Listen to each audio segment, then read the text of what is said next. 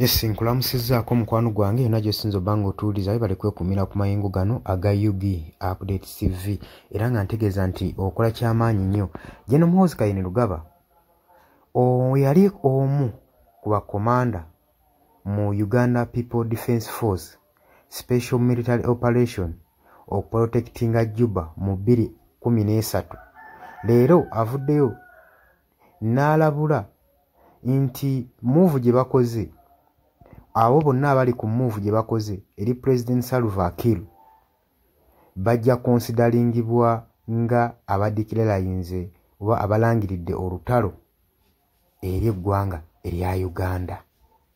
Bw'ati bw'avuddeyo n'agamba. Oli ku Yugi Update TV kusinza obba ng'otuwuliza era webale kwekumira ku mayengo gano. Gw'atannatweyunga kukkirira wansi waliwo ekigambo subscribe kikooneko ojja kubanga otwegattako ddala bulungi. Abali mu diaspora mbalamusizzaako nnyo kuba nkimanyi nammwe temuva ku mayengo gano. Mbaagala nnyo baganda bange.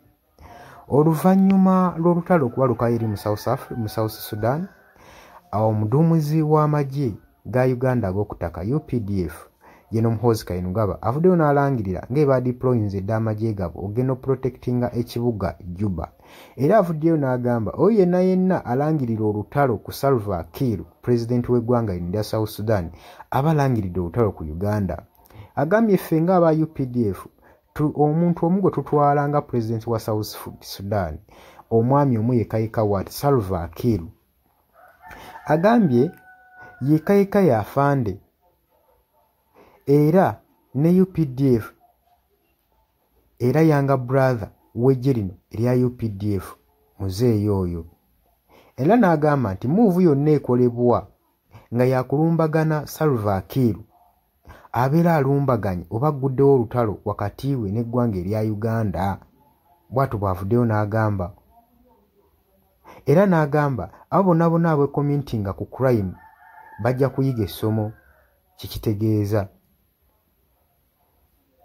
Oyo abadde Chief of Defence Force. Era n'agamba gwe nga tonnatandikawo olutalo kimanye bumanya nti nno aba Special Force okuva mu Uganda bamaze dda okuyingira ekibuga Juba okusobola okulaba nga bakuuma President Salva Kiir okulaba nga tewaliwo muntu n'omu amukwatako.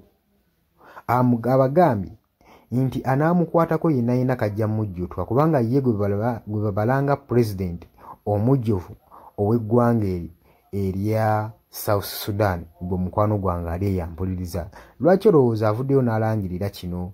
Jangu mu comment section otangaze eggwanga okusinziira nga bwe mbagala nnyo mwebale kwekuumira ku Yugi Update TV wabula obubaka obukamu balekereko. Yes, alright. Oli ku Yugi Update TV kusinza obba nga otuwuliriza mukwano gwange yonna gy'osinziira okuba nga otuwuliriza.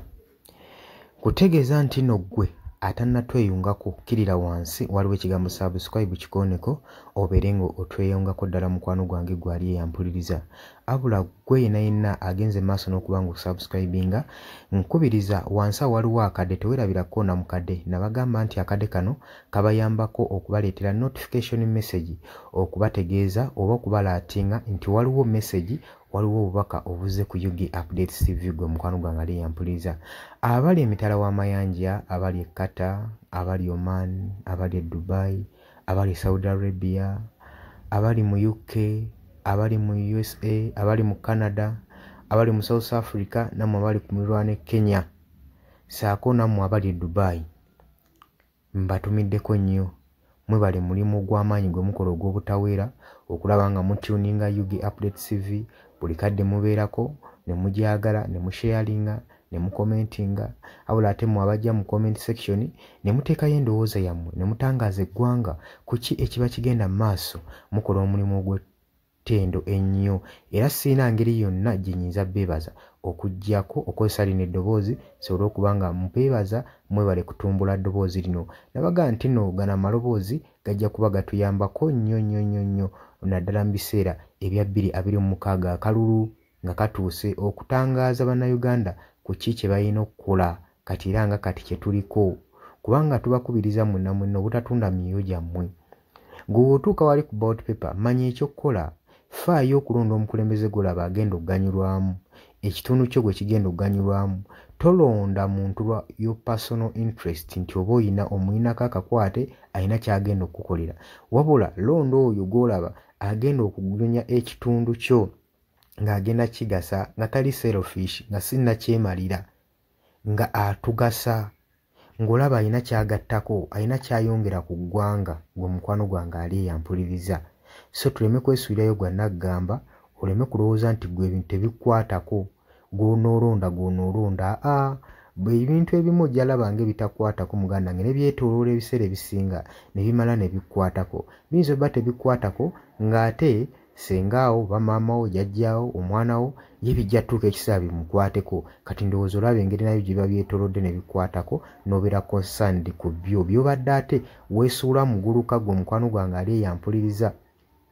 Habula nnyongera oku maaso n'okubategeeza nti mmwe abaagala okulanga ne Yugi Update TV, ennamba y'essimu eya WhatsApp tugitaddewo awo, gwe yenna ayagala okulanga naffe, ng'oyagala kukuba bizinensi yo mu bantu, oyagala kulaakulanya bizinensi yo, oyagala emanyikibwe, WhatsAppinga kweyo ennamba ojja kuba ng'osobola okuba ng'otufuna gwe mukwano gwange ali eyampuliriza, sobole okuba nga tukulangira bizinensi yo naawe ogikuba abantu.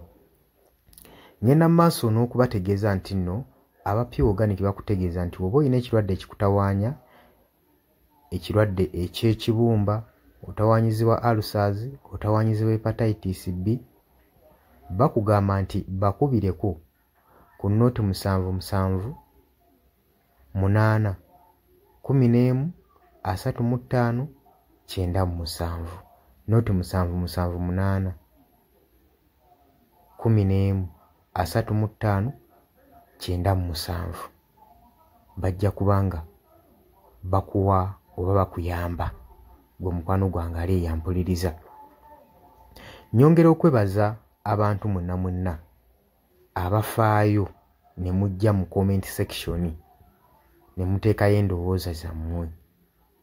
Mbeebaza nnyo. Dani ku Airlines e Kenya obeerako naye tokomentinga ate.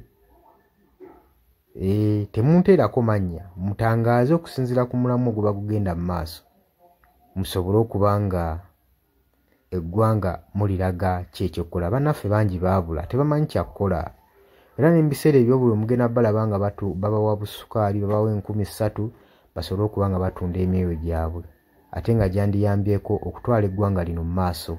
Mukwano gyange abampuliriza, simanyi ndowooza yo, naye nze okusinziira ku ndowooza yange byebyo byange, era nga mwebale kwekuumira ku Yugi Update TV. Mbaagala nnyo, temuva ku mayengo gano, mweraba.